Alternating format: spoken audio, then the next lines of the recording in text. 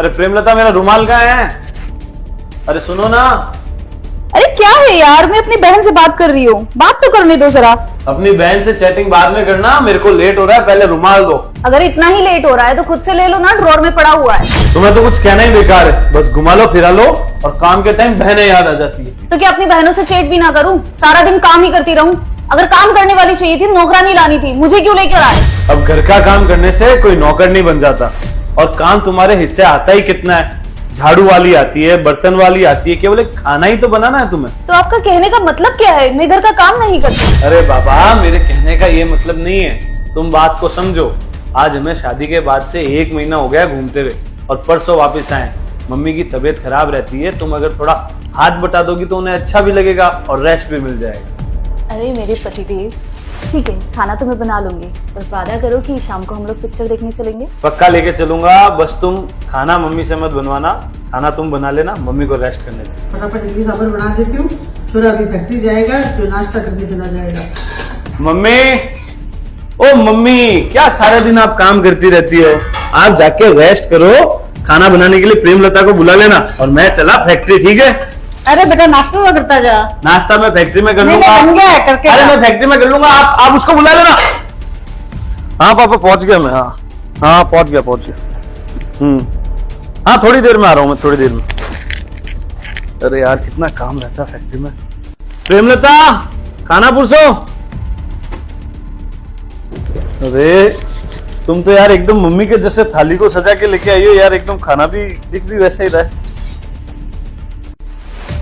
अरे एक तो बिल्कुल मम्मी के जैसी बनाई है तुमने। मम्मी के जैसा नहीं, मम्मी ने ही बनाया है।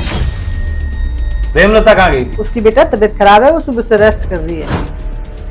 तबीयत खराब होना केवल बहाना है मम्मी। इनको इनके घर वालों से पूरे दिन बात करवा लो, पिक्चर दिखवा लो, घुमा लो फिरा लो, अपनी बहनों से बात करवा लो, अपने दोस्तों से बात करो, तब इनकी तबीयत खराब नहीं होती है। बस एक खाना बनाना होता है ना, तब इनकी तबीयत खराब हो जाती है। नहीं बेटा, उसकी सही में तबीयत खराब होगी, वरना ऐसे नाटक कौन करता है? अरे मम्मी, आजकल की लड़कियों को आप जानती नहीं हो। सुबह तो अच्छी भली अपनी बहनों से चैटिंग कर रही थी, शाम को पिक्चर देखने की बातें कर रही थी, बस खाना बनाने के टाइम इसकी तबीयत खराब हो गई। वो आते ही होंगे, जल्दी से तैयार हो जाते हैं, मूवी देखने भी जाना है। आज उनसे कह दूंगी कि खाना भी बाहर ही खा। अरे आ गए आप, चले मूवी देखने। मूवी तो देख लेते हैं, मगर तुम्हारी तो तबीयत खराब थी।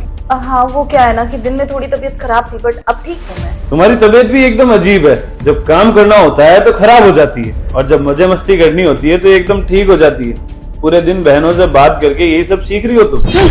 मेरी बहनों को बीच में लाने की जरूरत नहीं है। और तुम्हें क्या लगता है मैं नौटंकी करती हूँ? मेरे पापा ने मुझे यहाँ खाना बनाने के लिए नहीं भेजा है। अगर इतना ही शौक है ना तो किसी नौकर को रख लो खाना बनाने के लिए। नहीं नहीं, तुम्हें तो यहाँ पे ऐशो आराम करने के लिए भेजा है, सास ससुर पे हुक्म चलाने के लिए भेजा है, पूरे दिन अपनी बहनों से बात करने के लिए भेजा है, पूरे दिन मोबाइल चलाने के लिए भेजा है, अपने घर वालों को मेरे घर वालों की बुराई करने के लिए भेजा, और इसके बाद जो टाइम बच गया तो बीमारी का नाटक करने के लिए भेजा है। हर बात पर मेरे परिवार वालों को बीच में लाने की जरूरत नहीं है। उन्होंने तो बहुत अच्छे से शादी करी थी मेरी यहाँ पर उन्हें क्या पता था कि तुम लोग एक नौकर तक नहीं रख सकते खाना बनाने के लिए, भिखारी कहीं के। प्रेमलता, अपनी औकात में रहो, भूलो मत तुम किससे बात कर रही हो।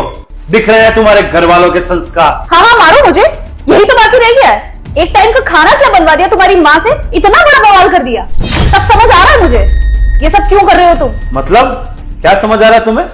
जरा मुझे भी तो मालूम पड़े कि तुम्हारे इस गंदे दिमाग में चल क्या रहा है। गंदगी मेरे दिमाग में नहीं, तुम्हारे दिमाग में है। सब समझ आ रहा है मुझे परेशान कर मेरे पिताजी से दहेज मांगना चाहते हो। दहेज? कितनी घटिया सोच है तुम्हारी।